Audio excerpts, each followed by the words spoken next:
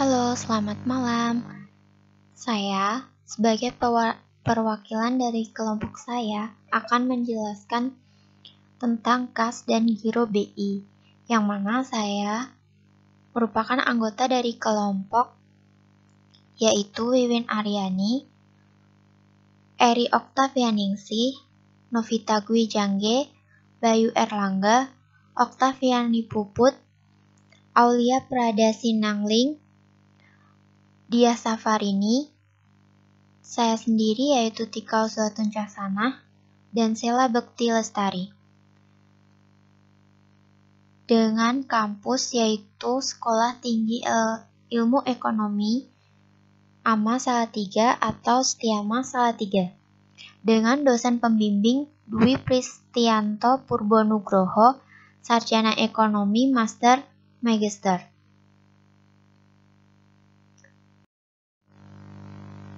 Yang pertama tentang KAS. KAS adalah mata uang kertas dan logam, baik dalam valuta rupiah maupun valuta asing, yang masih berlaku sebagai alat pembayaran yang sah. Termasuk dalam KAS adalah mata uang rupiah yang ditarik dari peredaran dan masih dalam masa tenggang untuk penukarannya kepada Bank Indonesia. KAS perlu diatur sehingga tidak terjadi kekurangan untuk memenuhi kewajiban bank dan tidak berlebihan. KAS yang berlebihan akan menimbulkan biaya opportunity.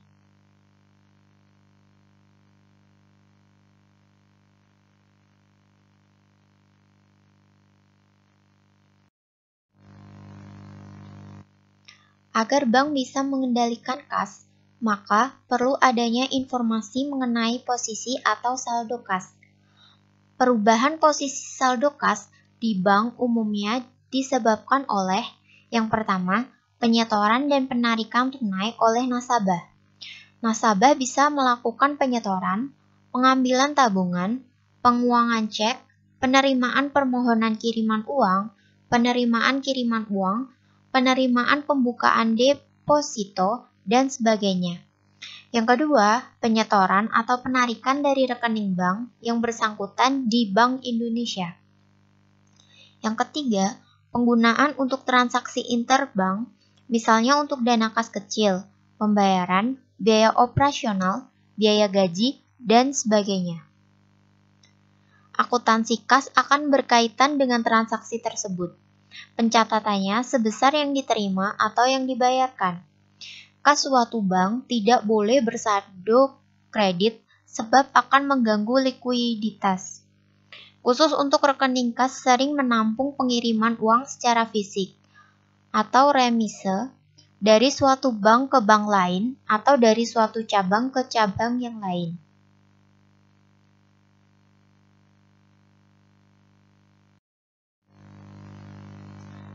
Petty cash. Petty cash adalah dana khusus yang disediakan untuk membayar pengeluaran-pengeluaran yang jumlahnya relatif kecil. Pengeluaran-pengeluaran yang relatif kecil ini sebagian besar terjadi di internal bank dan perlu dibukukan tersendiri dalam rekening dana kas kecil. Pencatatan petty cash ada dua sistem. Yang pertama, sistem dana tetap atau Impairs Fund System, yang mana transaksi dana kas kecil dapat meliputi pembentukan dana kas kecil, pemakaian dana kas kecil, dan pengisian dana kas kecil. Dalam sistem ini, pada saat pembentukan dana kas kecil, bank akan mencatat debit dana kas kecil dan selanjutnya pemakaian kas kecil tidak di jurnal, tetapi hanya diarsip sehingga saldo dana kas kecil akan tetap bila arsip tersebut diperhitungkan. Yang kedua ada sistem dana berfluktuasi atau fluctuating system. Dalam sistem ini, pada saat pengisian kas kecil, bank akan mendebit dana kas kecil dan mengkredit rekening kas. Pada saat pemakaian kas kecil, akan didebit biaya-biaya atau hutang bersangkutan yang dikeluarkan dan mengkredit rekening dana kas kecil. Sedangkan pada saat pengisian kembali, berarti akan menambah dana kas kecil yang belum dipakai dengan cara mendebit rekening dana kas kecil dan mengkredit rekening cash.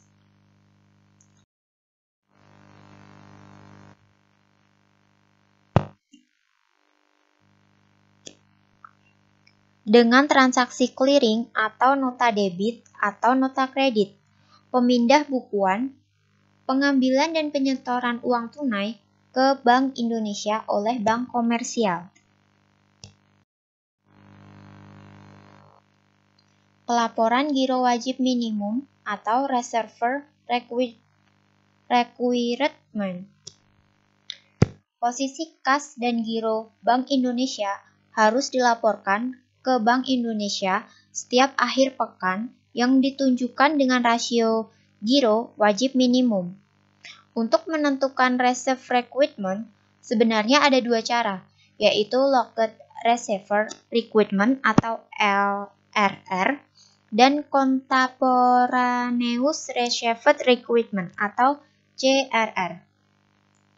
LRR adalah ketentuan reserve requirement berdasarkan kewajiban yang telah terjadi pada periode sebelumnya.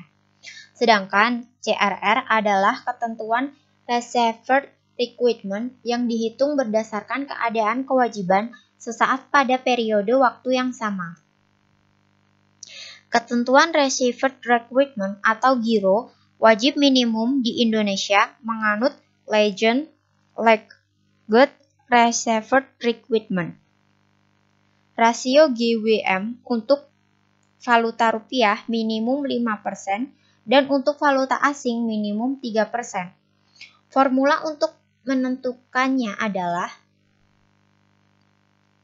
giro wajib minimum sama dengan rata-rata harian jumlah alat likuid dalam satu masa laporan dibagi rata-rata harian jumlah dana pihak ketiga dalam satu masa pelaporan pada dua masa pelaporan sebelumnya.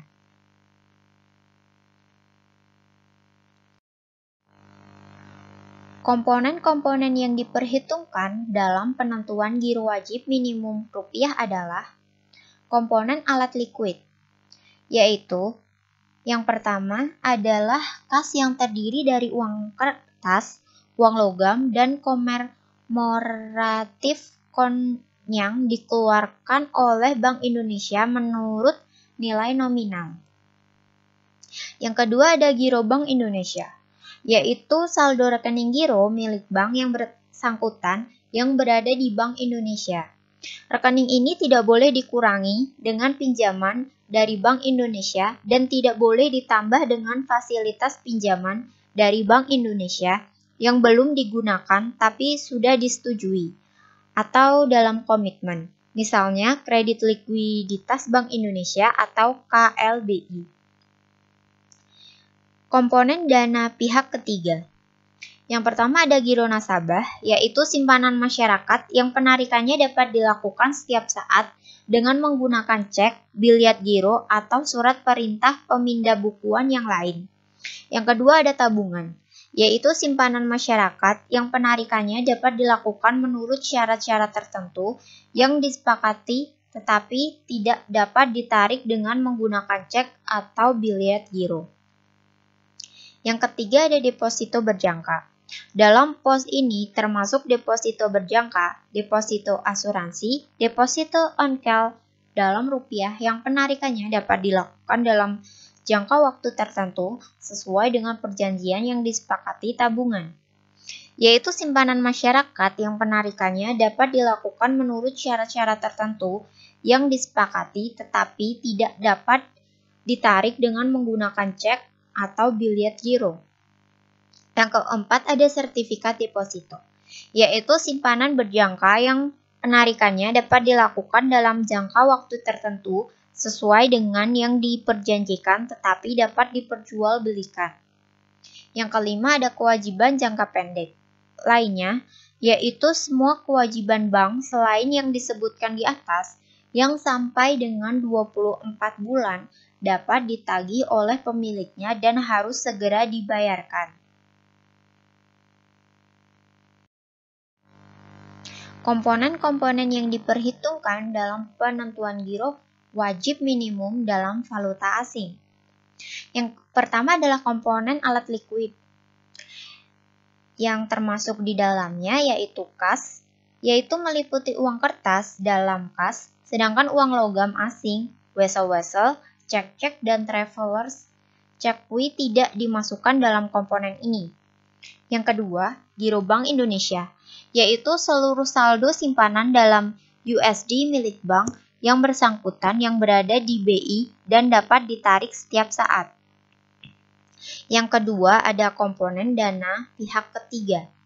Dalam komponen ini, termasuk semua kewajiban kepada penduduk atau bukan penduduk yang meliputi call money, deposit on call, deposito berjangka, termasuk yang sudah jatuh tempo tapi belum ditarik, setoran jaminan, pinjaman yang diterima termasuk overdraft, dan giro falas ada bank lain. Dan yang terakhir ada kewajiban-kewajiban lainnya, termasuk wesel, unjuk, dan wesel berjangka yang harus dibayar, traveler cekui yang dijual, transfer masuk yang belum diselesaikan.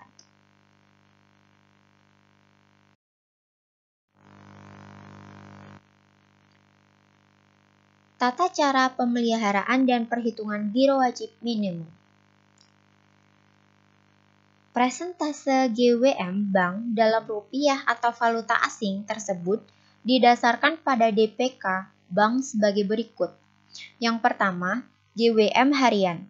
Untuk masa laporan sejak tanggal 1 sampai dengan 7 adalah sebesar presentase GWM yang ditetapkan dari rata-rata DPK dan masa laporan sejak tanggal 16 sampai dengan tanggal 23 bulan sebelumnya.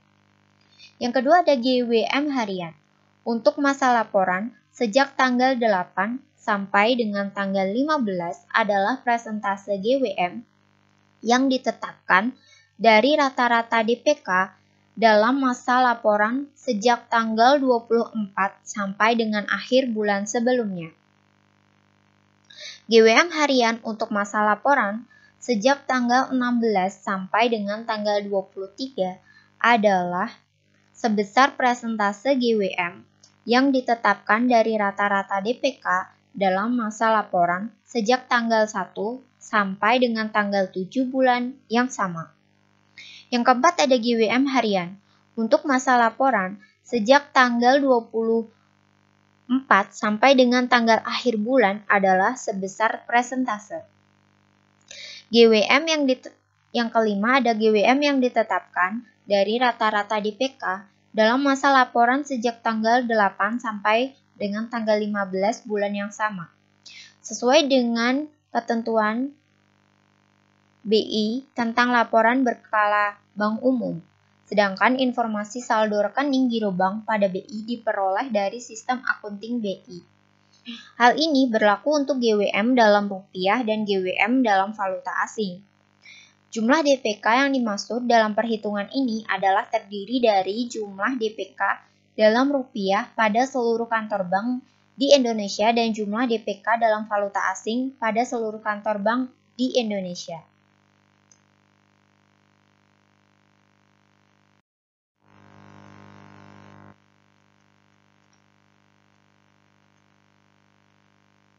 Deposito asuransi dan deposito on call.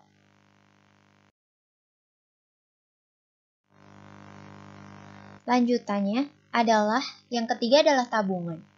Tabungan adalah simpanan masyarakat yang penarikannya dapat dilakukan menurut syarat-syarat tertentu yang disepakati tetapi tidak dapat ditarik dengan menggunakan cek, bilet giro, atau yang dipersamakan dengan itu. Yang keempat ada kewajiban jangka pendek lainnya. Kewajiban jangka pendek lainnya adalah semua kewajiban bank selain yang disebutkan di atas yang sampai dengan 24 bulan dapat ditagih oleh pemiliknya dan harus segera dibayarkan.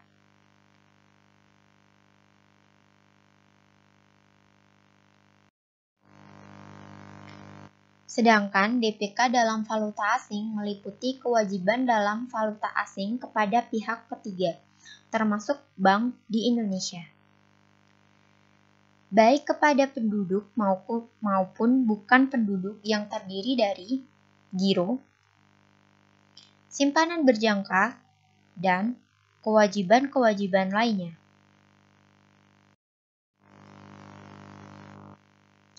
Sanksi pelanggaran giro wajib minimum. Yang pertama, pendebetan rekening giro bank sebagai akibat pembebanan sanksi pelanggaran GWM dilakukan pada hari kerja berikutnya setelah tanggal terjadinya pelanggaran GWM. 2. Dalam hal tanggal untuk pendebetan rekening giro bank jatuh pada hari libur, maka pendebetan saldo rekening giro bank dilakukan oleh BI pada hari kerja berikutnya. Yang ketiga, dalam hal terjadi kekurangan atau kelebihan dalam pendebetan yang terkait dengan pengenaan sanksi pelanggaran GWM oleh BI, Bank Indonesia dapat langsung mendebit atau mengkredit giro bank yang bersangkutan. Pendebetan rekening giro Bank Indonesia berarti merupakan pengkreditan bagi bank umum. Pengkreditan giro Bank Indonesia oleh Bank Umum merupakan pembebanan rekening yang bersangkutan. Dengan demikian, jurnal untuk mencatat pembayaran sanksi ini di Bank Umum adalah sebagai berikut. Debit, biaya lain penalti pelanggaran, kreditnya adalah giro Bank Indonesia.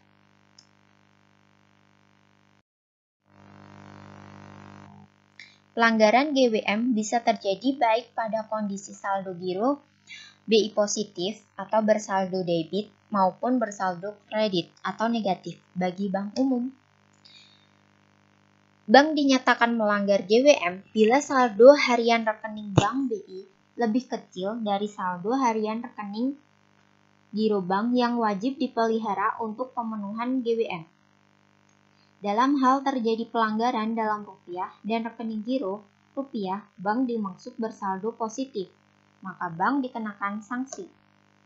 Dalam hal terjadi pelanggaran GWM dalam rupiah dan rekening giro rupiah, bank dimasukkan bersaldo negatif, maka bank dikenakan sanksi.